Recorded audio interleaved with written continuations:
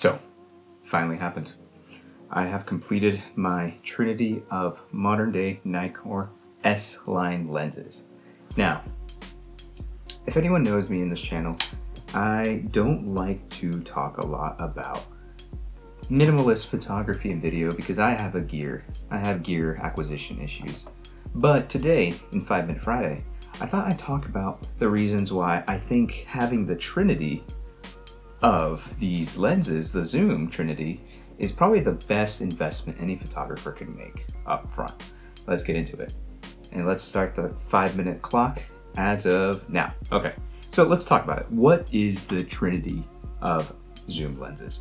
Well, really what it is it's a wide lens, it's a standard zoom, and then there's a more telephoto reach. Now let's talk about why I think these three lenses worth the investment up front for a lot of photographers. So a lot of people call this the trinity of lenses for three reasons. Well, it's such a wide range and it's a set of three for a particular reason that after these three lenses, they're the most common focal length that most photographers will ever use. So that's why they're called the trinity or the holy trinity of zoom lenses.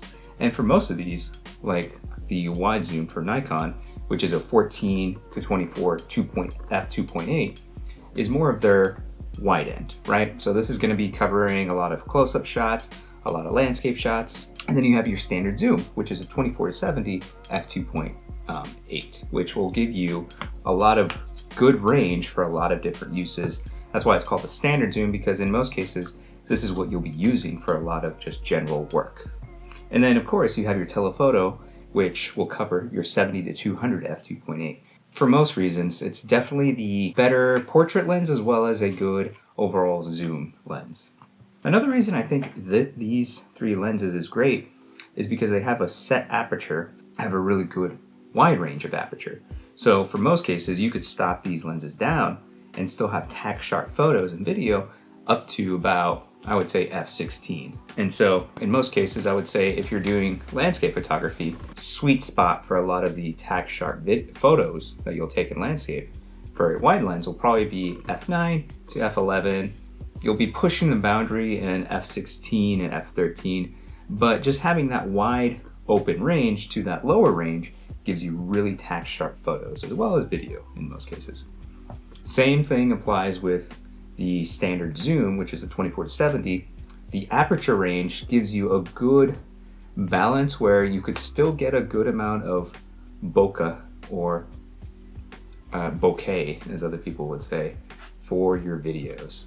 As well as when you actually use the super zoom or the telephoto zoom, you actually could get a good balance of bokeh capabilities as well as sharp photos if you're going to be wanting that. Now, why do I think these are kind of the better set that you can invest in? Well, these Nikkor lenses are expensive, and Nikon actually does have a, how would I say, more budget-friendly, rebranded Tamron lenses that they're actually offering now. And their telephoto zoom version is actually going to be coming soon. But if you're going to be investing in lenses for, let's say, just travel content or just getting your collection started, I would say these three lenses would give you a good balance of diversity and usability versus starting to buy, I would say prime lenses are more for portrait photographers or very niche specialties where you actually need to stop down beyond f2.8. So let's say a 1.4 or even a 1.2, right? Those ranges of aperture is actually going to be aimed towards more portrait photographers or isolating the subject in video. So then I would definitely say that one of the primary reasons I like using these and sticking to the trinity of lenses is mainly because of convenience. If I would travel with all the possible gear I can, which is very rare, I'd probably be taking 1,000 different prime lenses, a lot of niche lenses, or what's the right word? Too many lenses really with me when I'm traveling, and I don't like that because one, that's going to be a lot of gear to travel with, and two, it's probably not going to be good for my back over in the long run. So the convenience of having just these three lenses with one camera that could do everything from photo and video and everything from landscape to standard portraits to even more of those niche isolation shots, I would definitely stick to these 3 lenses for any photographer out there or videographer who wants a good set of lenses for getting started with a concisive range. The last good choice as to why you should probably pick up these 3 lenses is as you evolve as a photographer, videographer, you'll notice that, like I mentioned at the beginning of this video, you'll notice that you will start acquiring a lot of gear, and having a limited selection for lenses is probably a good thing. If you have too many choices available, you don't end up choosing a good choice. And just sticking to a very limited range of possibilities, in this case, these 3 lenses, I would say would help improve and help you to be more decisive as a photographer or videographer. So, like I said, I have a very bad case of gear acquisition for lenses, but I still stick to my standard set of ranges. I would definitely say my 24-70 is on my camera 80% of the time. The 14-24 is on the camera about 10% of the time. And besides a couple primes, I would definitely say that my telephoto zoom lens is on the camera about 5% of the time.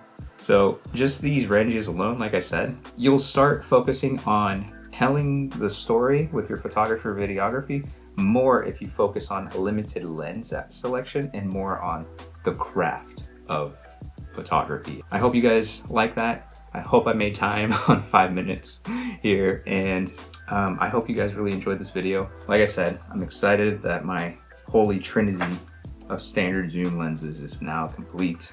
I think most of my lenses from here on out are actually going to be only Z lenses. Let me know what you guys think. Do you guys like sticking to your standard zoom lenses? If not, let me know why. If you don't do travel content like I mostly do, let me know also why. What kind of lenses do you stick to and why? Not Friday, 5 Minute Sunday now at this point that I'm releasing the video. And yeah, subscribe and let me know what you guys think. And I will see you guys in the next one. All right, later.